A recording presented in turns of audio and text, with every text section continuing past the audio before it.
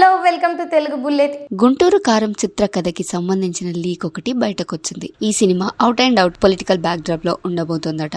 ఈ సినిమాలో మహేష్ బాబు వెంకటరమణారెడ్డిగా కనిపిస్తున్నారని, రాజకీయాలంటే ఇష్టం లేని వెంకటరమణారెడ్డి గుంటూరు రాజకీయాలను ఎలా శాసించారు అనేదే కథ. జనదళం పార్టీ ప్రధాన కార్యదర్శి అయిన వైరా వెంకటస్వామి ప్రకాష్ రాజు కొడుకే వెంకటరమణారెడ్డి అంటే మన మహేష్ బాబు.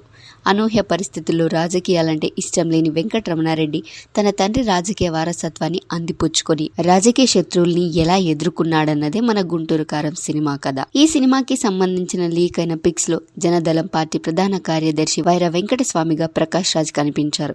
ఇక జనదళం కాగడ గుర్తు ఇటీవల విడుదలైన దమ్మసల సాంగ్ లో మహేష్ బాబు కారు అద్దంపై కనిపించడంతో గుంటూరు కారం పొలిటికల్ మూవీ అని ఫిక్స్ అయిపోతున్నారు. ఇక మన కుర్చీ మడత డైరెక్టర్ త్రివిక్రమ్ అతడు అరవింద సమేత వంటి సినిమాలో పొలిటికల్ బ్యాక్ డ్రాప్ టచ్ ఇచ్చినప్పటికీ out and out political content movie అయితే చేయలేదు. అయితే గుంటూరు కారం పూర్తి స్థాయి పొలిటికల్ నేపథ్యం ఉన్న సినిమాగా గురుజీ తెరకెక్కిస్తున్నట్టు తెలుస్తోంది. గతంలో మహేష్ బాబు నటించిన భరత్ అనే నేను, దూకుడు సినిమాలను పోలి గుంటూరు కారం సినిమా ఉండబోతున్నట్టు తెలుస్తోంది. ఇక హీరోయిన్ విషయానికి వస్తే శ్రీలీల యంగ్ జర్నలిస్ట్ గా కనిపిస్తోందట. జర్నలిస్ట్ పాపతో రమణగాడి లవ్ స్టోరీ గుంటూరు కారం మాదిరిగా ఘాటుగానే ఉండబోతుందట. ఇంతకీ ఈ సినిమా హిట్ అవుతుందని ఎంతమంది అనుకుంటున్నారో కామెంట్ చేయండి. ఈ వీడియో నచ్చితే లైక్ చేయండి, షేర్ చేయండి and subscribe our channel Telugu bullet.